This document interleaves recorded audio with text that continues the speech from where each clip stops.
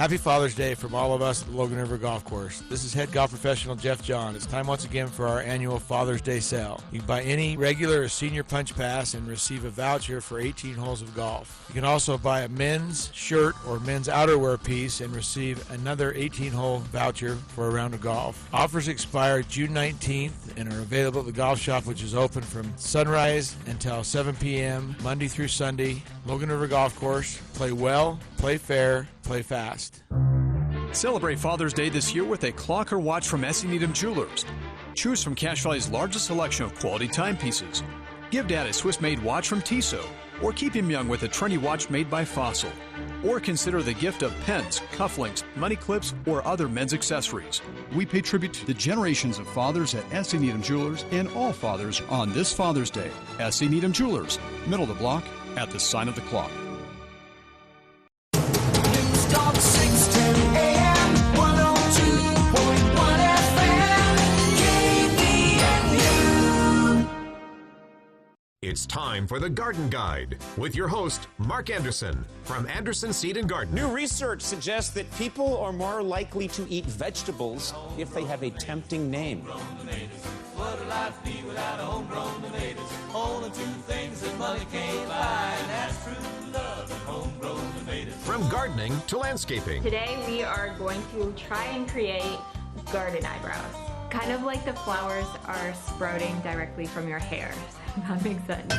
Phone lines are open at 753-KVNU or 800-369-KVNU. Kind of like eating vegetables. It's the Garden Guide, now on KVNU 610 AM and 102 FM.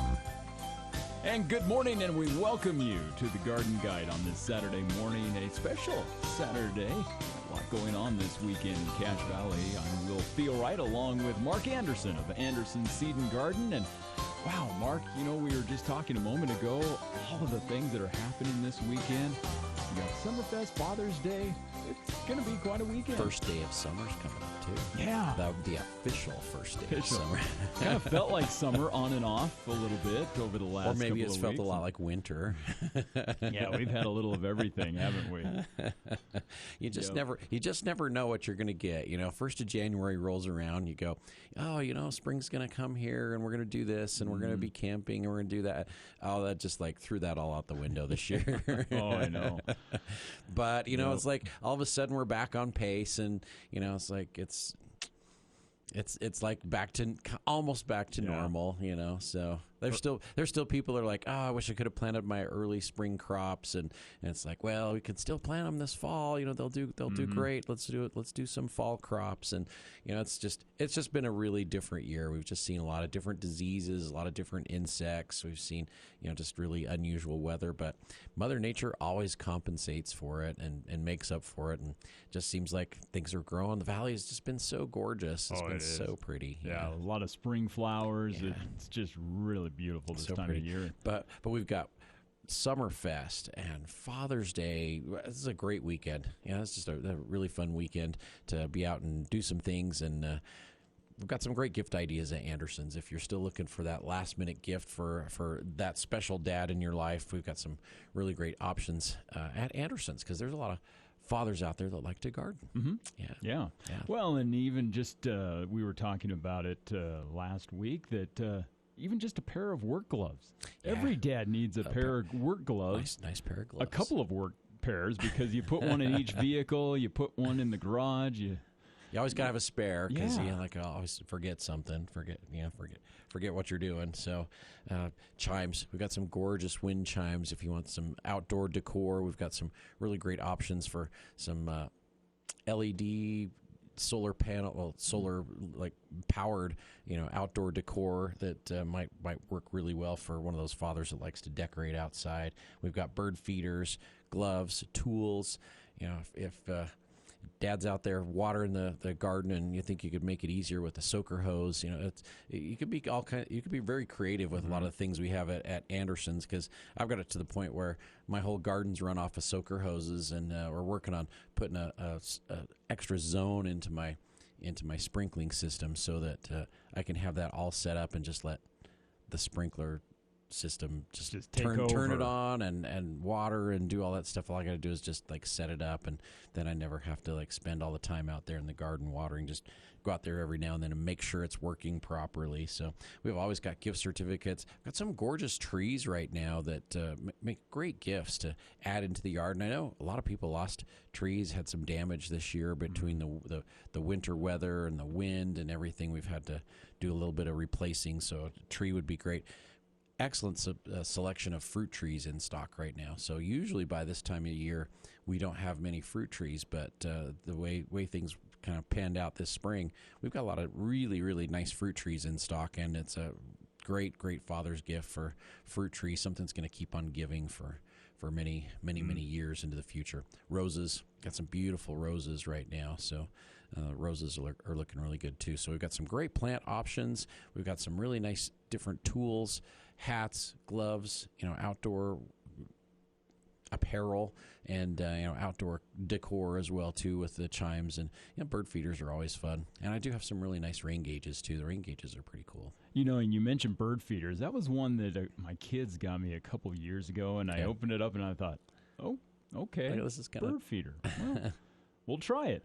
And you know what? We put it right by our kitchen window that looks out over our backyard. Yeah. And over the years, because now we have 4 bird feeders, because it's just become a real fun hobby for our family. You know, you sit there, eat breakfast or during lunch or dinner, and the variety of birds that you can get in this area is amazing. Yeah, it really is. My cat loves to watch the birds too. Oh, so. sure it does.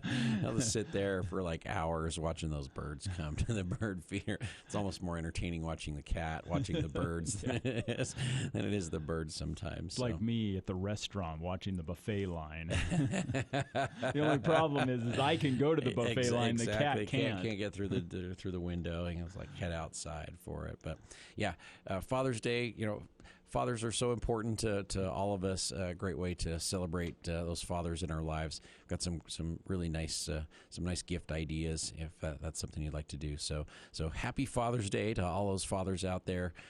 Thanks for doing what you do. Yeah. Dads are pretty important. So pretty important. Plus, also, Summerfest, as we mentioned, going on at the Cache County Events Center. So a lot happening this weekend. And then on top of that, too, we want to just talk about some of the things that people have been asking you about at the store. Yeah.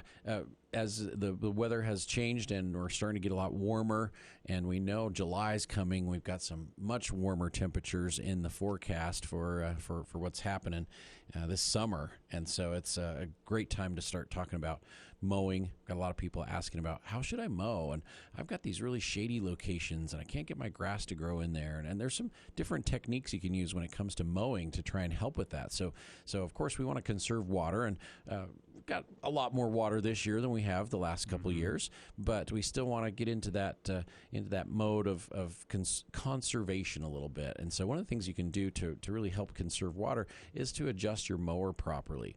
And so during the summer months when it's a lot hotter, you want to definitely raise your mower almost as high as it will go so that your grass is a lot taller.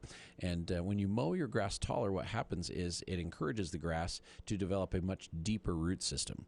And so as the grass gets taller, it realizes it needs more moisture to support itself, and so it starts going deeper looking for water, because that's a better place to go to find water, is down than it is to go out. in most cases. And so we mow tall, it forces the grass to go down deeper looking for water. So when you water for it's like we've been recommended by USU Extension to water, twice a week with half an inch to a 3/4 of an inch of water with each application, so that we're putting out an inch to an inch and a half of water with per week is pretty much what it takes to really keep your lawn looking really good. That water, when you water for longer periods of time like that, it goes down deeper, and then the grass will go after it, and so then you have your grass less stressing. It doesn't stress as much, and when the grass is tall, of course, the grass shades the soil, keeps the soil cooler, keeps it moister longer. The root system naturally goes down deeper. You'll have less scalding on the grass. If we get a real hot day, you won't have it like burn up on the tips because the grass is growing and really, really healthy that way. And so adjusting your mower about as tall as you can go makes for a little bit shaggier lawn during the summertime, but it's going to be a lot healthier. It's going to be much, much healthier. But in the areas where you're like denser shade, where you've got some really heavy shade, it's a really great idea to mow closer in those areas. So where the shade is consistently there, your grass doesn't dry out as fast. You don't have to water as much. And so it stays a lot more moist in that area. But what we really want is the shade will cause the grass to kind of thin out. And so you get like kind of bare patches in there. So if you mow the grass closer under the trees where it's really, really shady, then it will encourage the grass to like spread horizontally, and so the grass will spread, actually start to move out. Yeah. Instead of growing vertically and going down and up, we're going to cut it closer, and then it's going to spread, and it's going to like cause it to spread. And there's some varieties of grass that do a lot better in shady locations. There's some varieties of bluegrass that are more tolerant of shade. The ryegrasses and the fescues can handle shade a lot better. So it's a good idea to overseed those areas at least once a year to try and keep some new grass growing in those real shady areas. But one thing you can do is you can adjust your mower. So mow your lawn and mow the whole lawn tall, but then go back and drop the blade down just a little bit and get it quite a bit closer, and then just hit those shady locations to get the grass shorter, because we're accustomed in the summertime to mowing taller, but if you mow shorter in those really shady locations, it's going to encourage the grass to spread and to thicken up. Yeah. So you don't have those thin spots showing up in your grass. So mowing is critical. We can really make a difference on how much water we're using and how much the grass is stressing. So mow tall, less stress, cooler soil, a lot more moisture available for the grass. But in those shady locations where there already is quite a bit of moisture, mow closer, and we're going to get the grass to spread horizontally instead. Yeah. That really helps. Talked about it, I can't even think how many times. We've lost count, but we probably ought to mention it again for people that maybe are new to the show. There are several ways that you can treat your grass so that you don't have to use as much water. And they are very effective. Absolutely. And we still have probably some appointments left with USU Extension for those water checks. And so we've been talking about that on the show for the last couple months, actually. And you can go on to Slow the Flow and get onto the website for USU, and you can get like free water checks. They'll come out, they'll check your sprinklers, they'll see how much water they're applying within a certain amount of time, and really give you an idea of how long to leave your sprinklers on for every zone that you've got, and then how frequently to do it as well too. So they'll just help you get your watering system fine-tuned so it's like watering at the optimal amount of water for the right amount of time, so that your grass and your shrubs and your plantings will all be getting the proper amount. So we're not overwatering. I think that happens in a lot of cases, a lot of overwatering. But there's some really great things we can do to decrease the amount of water that we need to apply to get our grass to stay green and to keep our plants and flowers really healthy.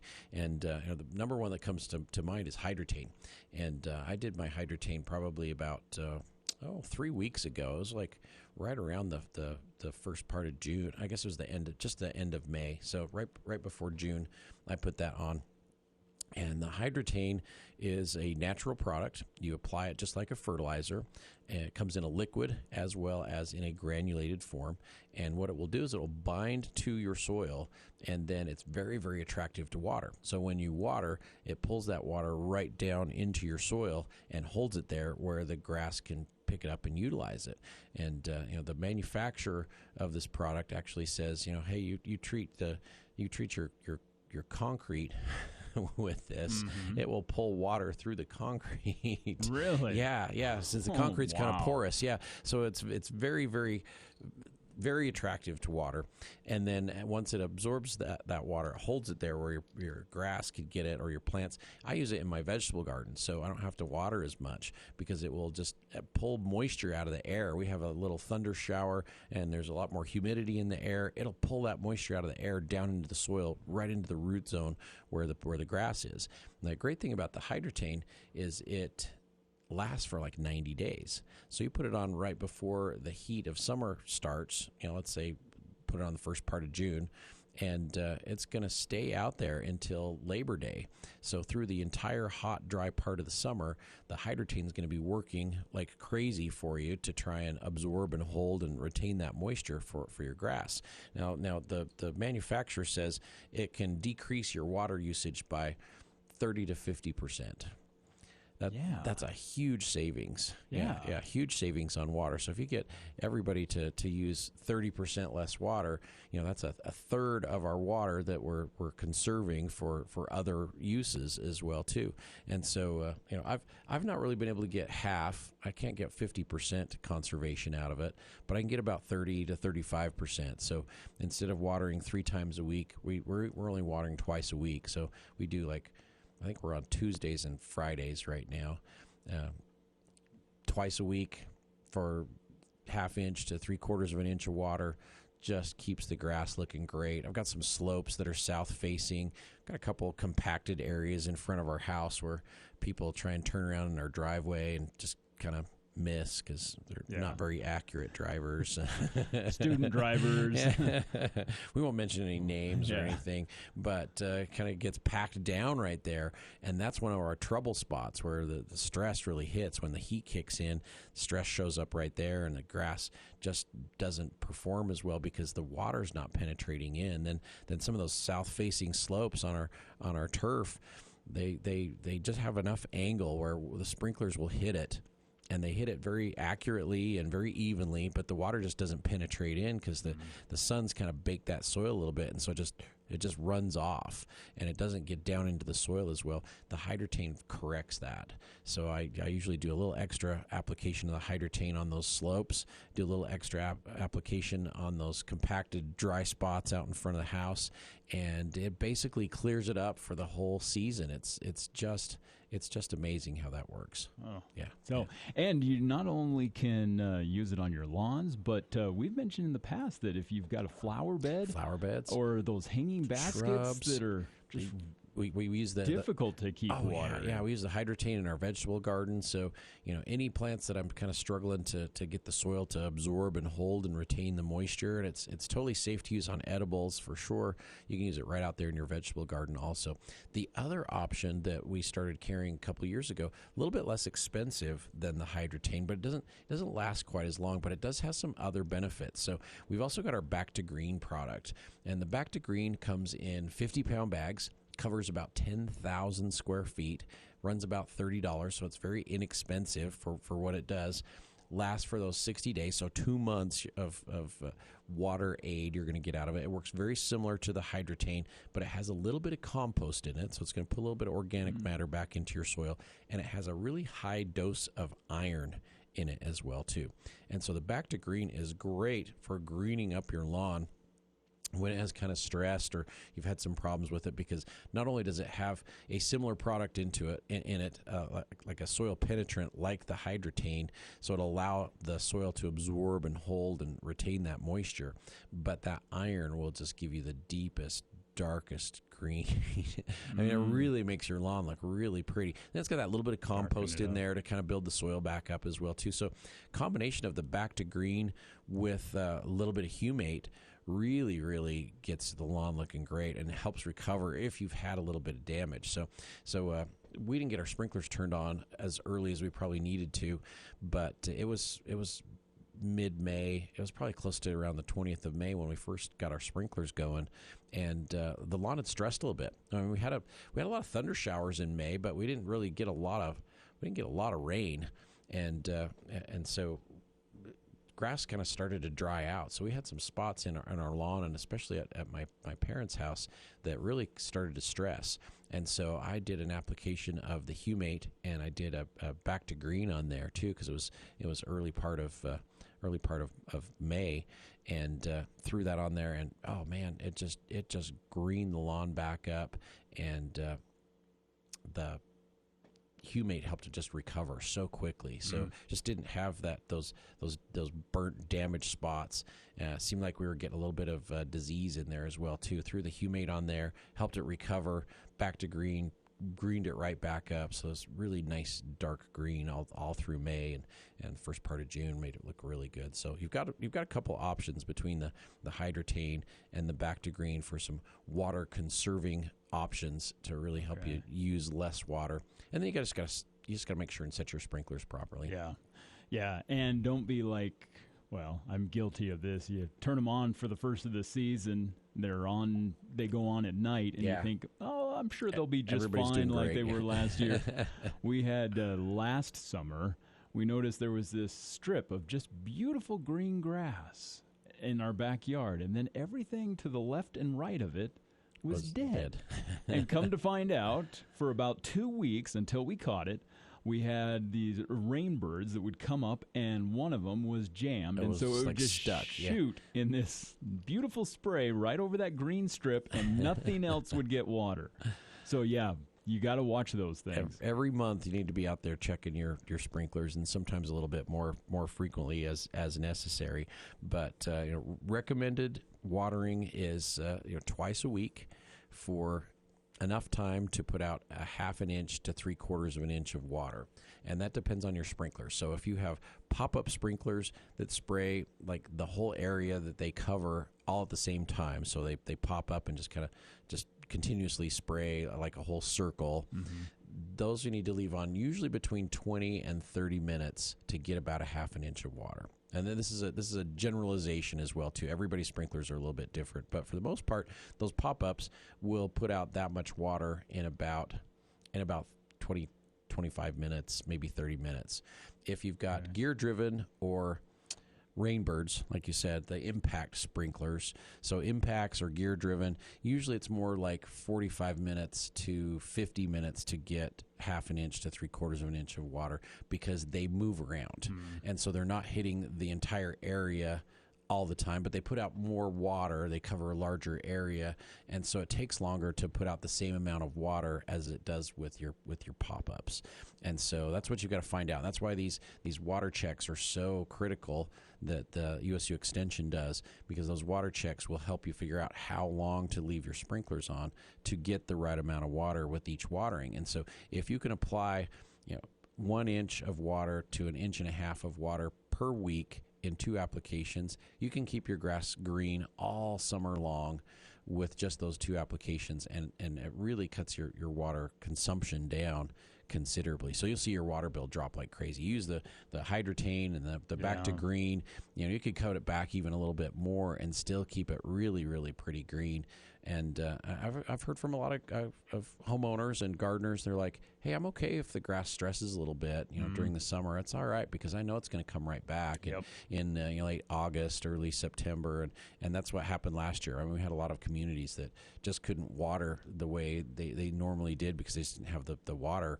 And the grass stressed a little bit, turned a little more brown. But by the time the thunder showers kicked in August, then all of a sudden the lawn's just like perks right back up. Oh yeah, and they looked great. So that's always an option. And there's a lot of very drought tolerant grasses out there as well too. So that's another thing you can do is you can aerate your lawn or mow your lawn down really close and then just overseed with some new grass. And so it never hurts to overseed in the early spring or in the fall or even in the middle of the summer, just to incorporate some new grass out there into your turf. And that's definitely something we can talk about during the show today is how to plant grass, because June, July, August, first part of September is prime grass planting season. This is it's like the perfect time to plant grass because the soil's really warmed up and that grass will germinate in a much shorter amount of time than it would in the spring when the soil's really cold. So planting new grass, great option. Great option for right now. And we're coming up on the bottom of the hour in just a couple of minutes, but we ought to talk about thinning fruit trees, because if you haven't done it yet, then it's time. We got to talk about that too.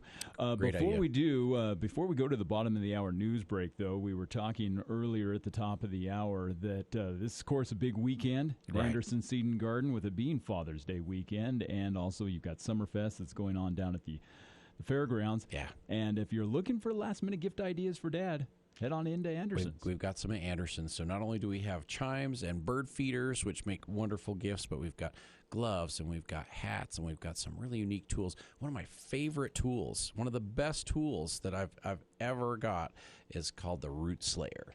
And not only does it have a cool name, but it's like the best tool ever. So it's a spade type shovel, has a chisel tip on it, and it has a serrated edge. And so it's made for getting into areas where you've got like heavy root system and, regular shovel, you're like, digging in there and all of a sudden, there's another root. There's another root. And you have to go grab like the utility saw to like cut it off. With the chisel tip on it and that serrated edge, it's just like having a giant shovel saw. And so it just cuts through like the roots that you've got to cut. Like we planted some hydrangeas, and it's kind of in an area where we've had a whole bunch of trees, and we took a couple of trees out, and some of the root system's still there. And so we got in there with the Root Slayer and just dug holes like faster than I've ever. Oh yeah, with all the root systems. So love that tool. That is an amazing tool, the Root Slayer.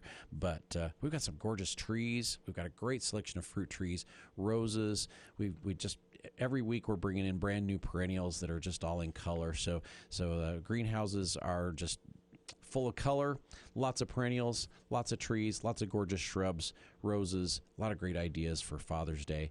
And it's always fun to go to the Summerfest. And then when you're done at the Summerfest, come on over to Anderson's and see what's happening at Anderson Seed. All right. And so coming up in just a minute, we'll talk about thinning those fruit trees, also talk about reseeding your lawn and ways in which you can help incorporate some new grasses into your landscape. This is the Garden Guide here on News Talk KVNU. We'll be right back.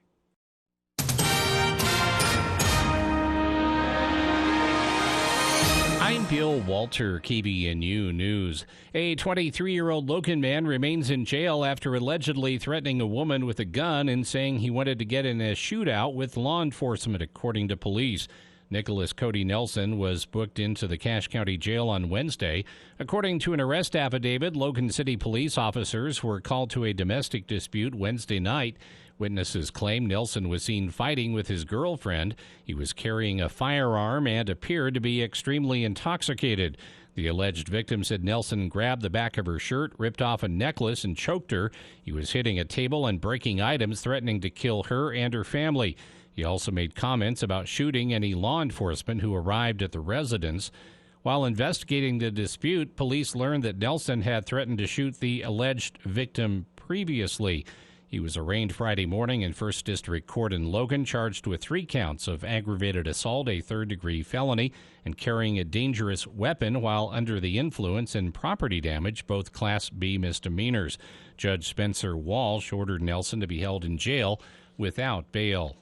The head of Utah's bid to host the Winter Olympic Games a second time told legislators they could do so without using state or local taxpayer funding. Utah Olympic CEO Fraser Bullock made the statement Thursday during a status at the state Capitol building. It was the very first meeting of the legislature's Olympic and Paralympic Winter Games Coordination Committee. He said money for hosting the Olympics would come from IOC revenue, media rights and worldwide sponsors, ticket sales and hospitalities, and domestic sponsorships. Partly cloudy, mid-70s for the high temperatures, close to 80 by Sunday with gusty winds picking up, chance of showers by Sunday night. For the latest news, visit CacheValleyDaily.com. From ABC Sports, I'm Mark Remillard. At the end of 2 rounds in the U.S. Open, Ricky Fowler continues atop the leaderboards as he holds a 1-stroke lead over Wyndham Clark. No, it was great being able to walk up 18, and it's been a while since I've felt this good in a tournament, let alone a major. So, it's going to be a challenge, but I'm definitely looking forward to it. Fowler has a total of 18 birdies, the most birdies or better in the U.S. Open through 2 rounds. Rory McIlroy and Xander Schauffele are tied for third, 2 strokes back. To baseball, the league's best Rays continue their West Coast trip, opening up a 3-game set in San Diego.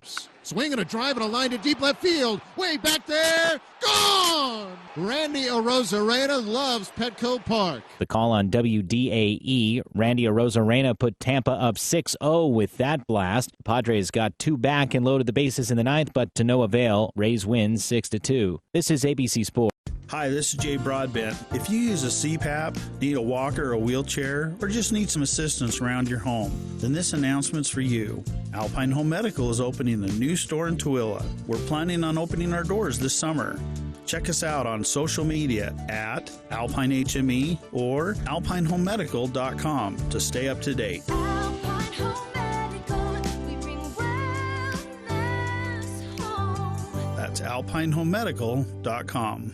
Moving and eating better every day can help make you and your kids healthier. Search We Can online to find out more. A message from the Ad Council, HHS, and NIH's We Can program. It's the Garden Guide on News Talk KVNU, 610 AM and 102.1 FM. Welcome back to the Garden Guide on this Father's Day weekend show. Of course, also, as we were talking about, Summerfest going on at the Cache County Events Center this weekend. We're here with Mark Anderson of Anderson Seed and Garden. I'm Will Feelwright, and we were mentioning just before we went to the break, Mark, a lot happening this weekend through the valley, and a lot of people looking for a great gift idea for Dad, way to tell him thank you. And I love the Root Slayer.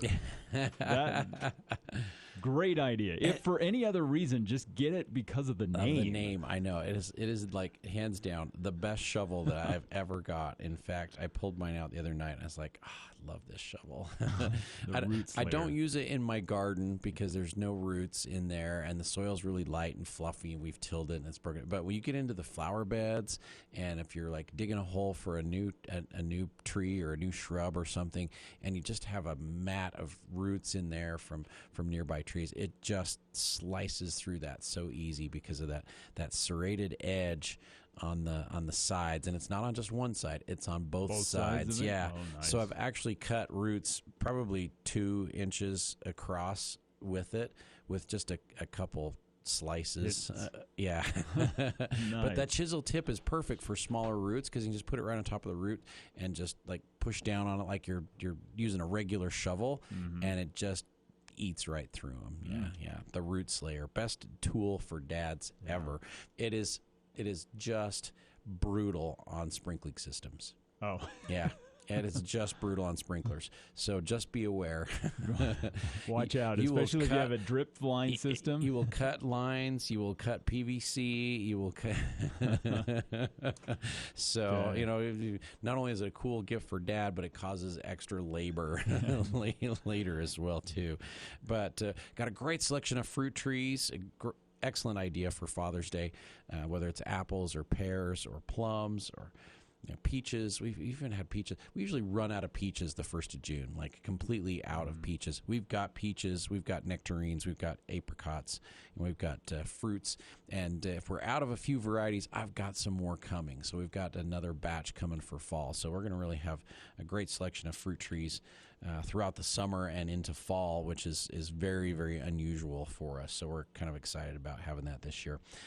Always have gift certificates at Anderson's. If you just can't figure out what to do, any of those fathers out there that love to garden, we've got some great ideas there. Gloves, tools, bird feeders, chimes, plants, roses. We got you covered. Talked about those, and I think every dad can use a pair of gloves because we're always going through them or we lose them. Yep. That's my case. Exactly. I get a pair and then all of a sudden it disappears because probably the kids use them. And then, so and we always want to say Happy Father's Day to all those fathers out there. So thanks for what you do for us.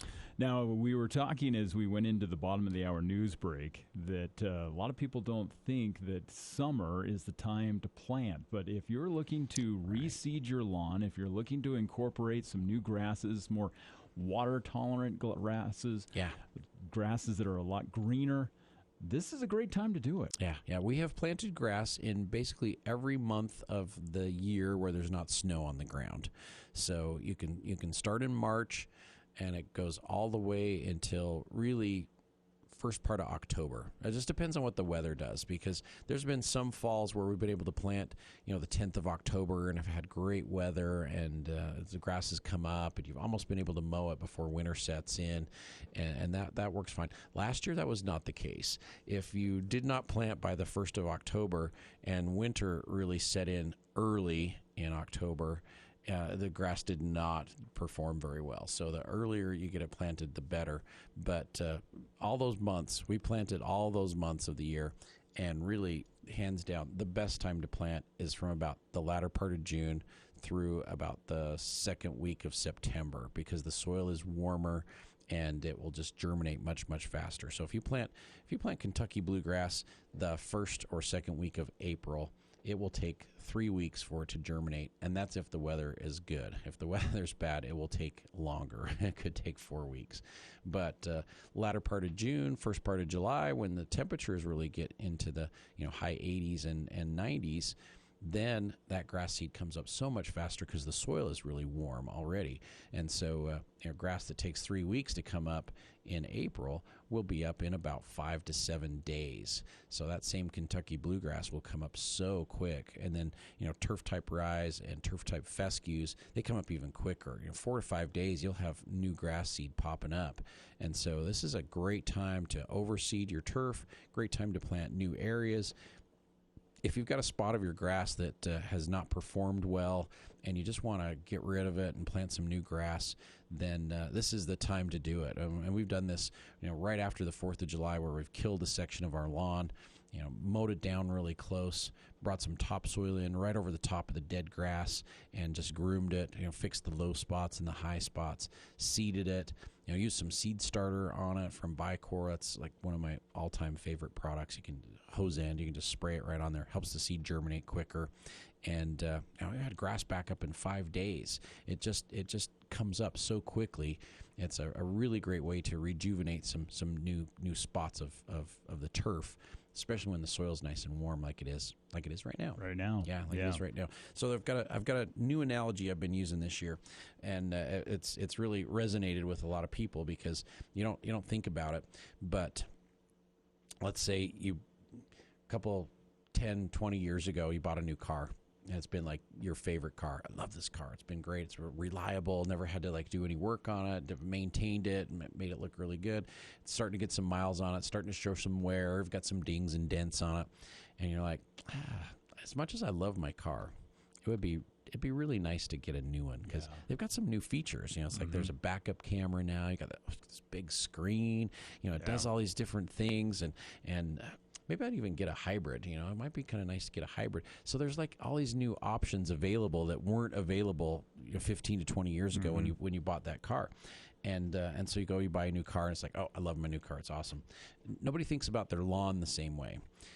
They just think that the grass is the same as the grass that they got 20 years ago when they built their house, and it's not. We've had lots of innovations with grass, and so there's features available in varieties of grass that were never available 20 years ago. So you're going to stay greener longer on less water. They're more disease resistant. They're more insect resistant. So there's going to be a lot of features that you can't get in your old grass with these newer varieties. And so it's not unusual for people to call me and say, hey, I've got problems with my lawn. Have you got a minute? Could you come stop by, and I'll swing out there and take a look at it? And they're like, God, my lawn just doesn't perform very well. Look at my neighbors over there. It's like, it looks amazing. And I go and I look at the grass, and it's like, okay, your lawn's never going to look like that. Yeah. Because they planted it, last year, the year before, and they're like, yeah, it's pretty new. It's like, yeah, that's because that's the new version of your grass, and yours is, 20, 25, 30, 40 years old, maybe.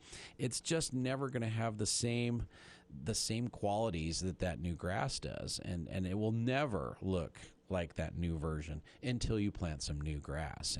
And this way you don't have to kill the grass out. You can just incorporate new grasses right over the top and reinvigorate your turf with some new lawn varieties that don't need as much water. You don't need to apply an insecticide, and they're very disease resistant.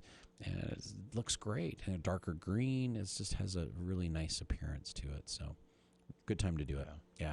Best time to do you it. think about it. When you buy a house, you expect that you're going to be replacing a fridge at some point. Mm-hmm. You're going to be replacing the microwave, the stove. Yeah. Those appliances, as you use them, they are going to wear out. Yeah. And we just don't think that our lawn is that same way, but it is. It is. Yeah, it is. And we just had to replace a refrigerator that was 20 years old. Just kick. Yeah. Just keeled over on us. And it's just like, oh, dang, we have had that for 20 years. That's why the drawer wasn't sliding in and out very well. Exactly. The ice maker just, would go Starts most to of the leak a little time. bit. Yeah, and you go, oh, dang, I guess we remodeled the house like 20 years ago. And that's when we put that new fridge in. Yeah, that's right. So a good time to be able to plant and to incorporate some new grasses into your lawn. That's how that works. Love my new fridge. Yeah. It's amazing. Has all these great features. Makes the little small chunks of ice instead of the big. Oh man, nice. Well, we were talking also as we went into the bottom of the break. This is the time of year now after the season that we had in the spring with the beautiful blossoms that we were seeing on particularly apple and fruit trees. Apples and pears. Yeah, apples and pears. Chances are your trees are looking like mine, and they are loaded. And so, what's the best way to thin? And because if you don't thin, the problem you're going to deal with is very small fruit. You have a lot of really small fruit, yeah. And so I looked at my apples the other day, and honestly, there are clusters of 5 to 7 apples in every location. Yeah. Like they just produced so many flowers, and it seems like all those flowers set fruit. So the apples and the pears are just absolutely loaded. I did not have a lot of flowering on my peaches and apricots and plums and nectarines. In fact, if we have a handful of fruit on those, it will be a miracle. Yeah. But when it comes to thinning, really with apples and pears, you want 1 apple every 5 to 7 inches. And so if you have those clusters, you got to get out there and you got to thin those fruits. And this is what I had to do on my peach trees last year because the peaches were just absolutely covered last year, and so I had to go out there and just thin. I think on some of my small fruit trees that were only 2 years old or 3 years old last year, I had to pick like 100 peaches or more just to take those just to thin them off, and I them. still had too many fruit on there. I should have thinned them a little bit more. And so we're going to have to do that with the apples and the pears this year as well, too. So there are some products out there that can help thin the tree. If you use like Florel, the Florel can help thin the tree. It's a spray, you can spray on the tree. There's a couple of other ones out there, but they're more commercial, so it's hard to buy it because it's in such a large quantity. It's made for orchards, so it's really not helpful for small home backyard orchards where you only have like a couple trees. It's like enough product to cover 500 trees for the next 3 years. So it really you can take care of your whole neighborhood. It really goes a long way, and so it's not as productive. We used to use 7, like the old version of 7. Carbaryl was the active ingredient in there. That would actually cause the fruit to drop a little bit, and so if you can find some Carbaryl, that will help too. But between the Florel and the Carbaryl, that can really help thin, and sometimes it's just manually. You just got to get out there and just pick them off. Yeah. And not only will, if you don't, you'll have small fruit, but the other concern is that if you've got a branch that is just loaded, you could end up doing some damage to the tree, and that's probably the bigger concern. It can break branches, and it can also kick your trees into every other year cycles. So with the apples and the pears, last year we didn't have a whole lot of fruit production because most of the blossoms got damaged. And so this year they're going gangbusters. If you don't get them thinned, then they're going to kind of go, okay, last year thin crop, this year heavy crop, next year thin crop. It's going to start kicking it into an every other year cycle, and we don't We don't want that. I don't like a every other year apple. I want it to produce every single year. Yeah. So if it produces every year, that's a lot better. So I always emphasize first thing in the spring, make sure and fertilize your trees.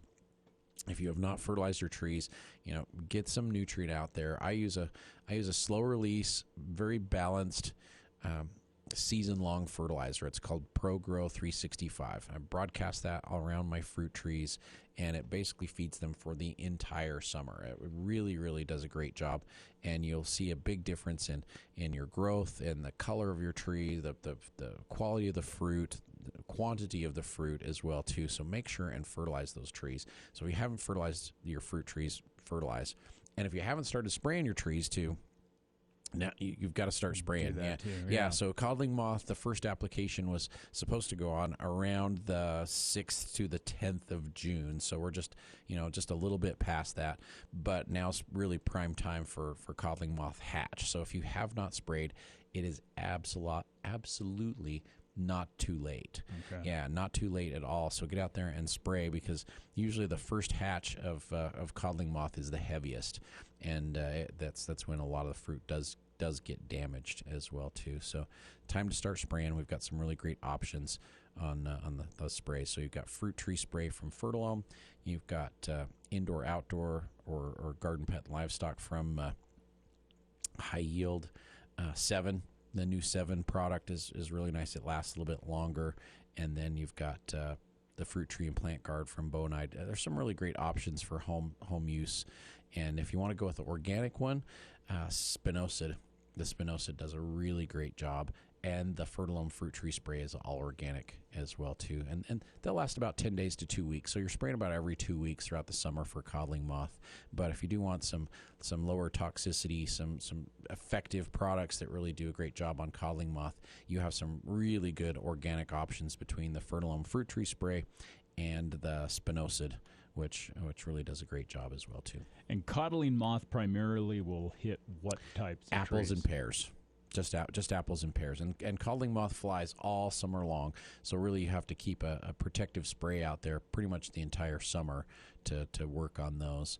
And so every 2 weeks. So if you started around the 10th of June, you're going to go 10th of June, 24th of June, then you're going to spray around the 8th of July. So it's basically twice a month for 3 months. Okay. Yeah. If you use some of the longer lasting products like a Sail or Imidan, or if you use the 7 or the the Fruit Tree and Plant Guard from Bonide, they have a longer residual. You can probably go anywhere between 18, 20 days to maybe even up to 28 days. So maybe even just like once every 3 to 4 weeks you can spray and get really, really good coverage with some of those products. So the Imidan and the Sail are great, but they come in quantities of 400 gallons of coverage, up to 1,200 gallons on the Assail. So, it's made for larger orchards. Huge. Yeah. You buy a little bottle of the Assail and it really will make 1,200 gallons. Yeah. And so if you only have a couple apple trees, it's, it's way overkill. Might last longer than the trees. Yeah. It really does a great job. I love that stuff. And it's very, very effective and very safe to use. You don't have to have a respirator or anything, but it does come in a super gulp size quantity. It's going to really last a long time. So, great product. Now, aside from codling moth, a lot of other insects, grasshoppers, mosquitoes.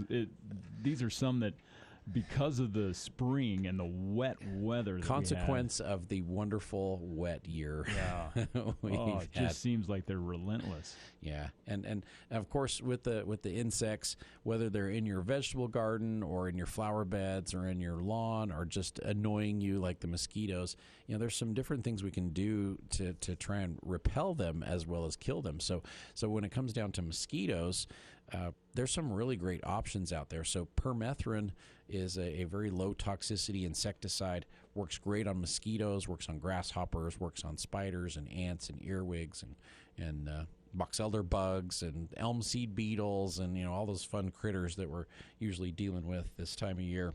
and it repels mosquitoes as well too. So the scent of the permethrin actually naturally repels the mosquitoes, and so if you want to repel and kill at the same time, the permethrin really does a great job for the mosquitoes. If you've got a party, say you're doing a barbecue tomorrow night, you could spray today.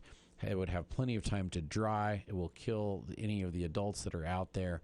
And as new ones try and come into your yard, they'll go, I don't like this place. It kind of smells. Yeah, it smells kind of funny. And they'll leave and they'll go somewhere else. So it really, really does a great job at preventing as well as controlling the current population.